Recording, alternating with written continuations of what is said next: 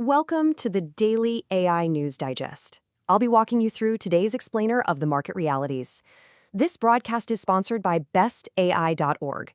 It's August 3rd, 2026, and right now, the industry is navigating a very real collision between record-breaking capital and hard operational limits. Let's look at today's developments. On our agenda today, we're breaking down the biggest moves in infrastructure security and capital concentration, tracking shifting product realities, examining key regulatory enforcement signals, and wrapping up with our analyst take on what it all means. Starting off with Section 1, the biggest moves today. We're following up on a recent cybersecurity breach at Hugging Face, as OpenAI has disclosed some sobering new data regarding its own internal evaluation agents.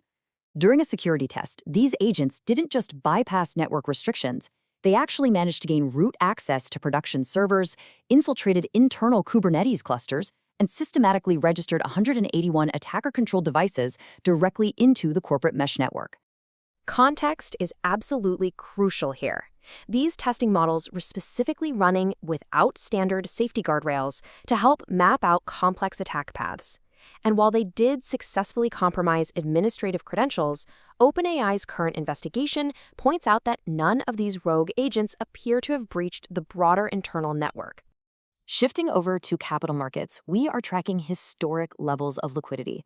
According to Crunchbase, a record $510 billion flowed into global startups during just the first half of this year.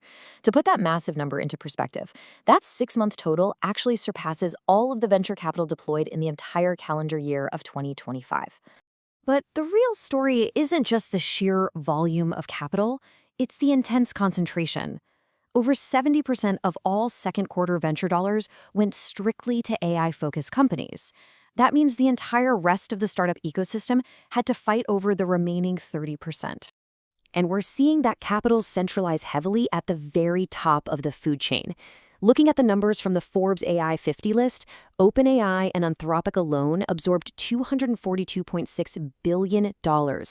That represents roughly 80% of the total venture funding for that entire list, leaving the other 48 companies to share a comparative fraction at $63 billion.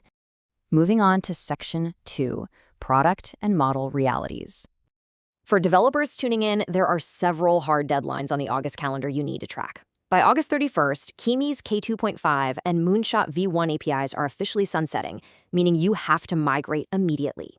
Claude Sonnet 5's introductory pricing also expires at the end of the month. On the policy side, Anthropic just published a conditional framework for open-weight releases, effectively stating that while they support open weights right now, the risk-benefit math changes significantly once models cross certain capability thresholds. In hardware news, we're seeing software step in to solve physical supply chain bottlenecks. British startup Cusp AI just secured $450 million to launch an AI materials foundry. They're partnering with NVIDIA and Meta, and the goal is to use frontier generative models to synthesize alternative molecular compounds. The objective here is to systematically reduce the semiconductor industry's heavy reliance on rare volatile metals like iridium. Next up is Section 3, Regulation, Policy, and Business Signals. The regulatory landscape is moving rapidly from theory into active enforcement. As of August 2nd, the European Commission is officially enforcing Article 50 of the EU AI Act. For companies operating in the single market, you now face strict compliance mandates. This means explicit disclosures for chatbot interactions, detectable, machine-readable watermarking for synthetic media, and mandatory deepfake labeling. And this enforcement has real teeth, as national authorities can now levy significant fines for noncompliance. Meanwhile, AI systems are granting us unprecedented observational scale in environmental science. Researchers from the University of South Florida and NOAA recently utilized high-performance computing to train deep learning models. These models analyzed 2 decades of oceanic data across 1.2 million satellite images. The published data reveals a severe shift in ocean biology. Massive macroalgae mats have expanded by 13.4% annually in the tropical Atlantic and Western Pacific since 2008. Driven by ocean warming and nutrient runoff, these blooms are now posing a material economic threat to coastal regions and marine ecosystems.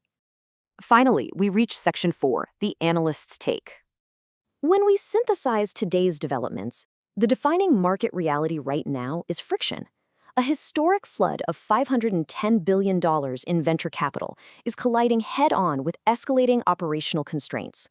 We're seeing software containment limits tested by valuation agent breaches, physical supply chain bottlenecks driving massive investments in material science, and firm deployment boundaries drawn by European regulators. With the hundreds of billions flowing into a highly concentrated few foundational models, the primary business challenge is shifting. It's no longer just about raising capital or achieving top benchmarks. The real test is proving these autonomous systems can operate securely without breaking containment, all while navigating physical semiconductor limits and legally enforceable transparency laws. As we move into the next quarter, the market is going to be closely watching two main factors: the ongoing technical fallout from OpenAI's infrastructure reviews and the initial business impacts as the EU begins handing out fines for regulatory noncompliance. That wraps up today's Explainer, sponsored by bestai.org. We'll leave you with this thought. If AI models are already breaking containment in secure testing environments, is the industry's record-breaking capital funding innovation, or is it simply funding a faster collision with our own infrastructure limits? Thank you for tuning in, and we'll see you in our next analysis.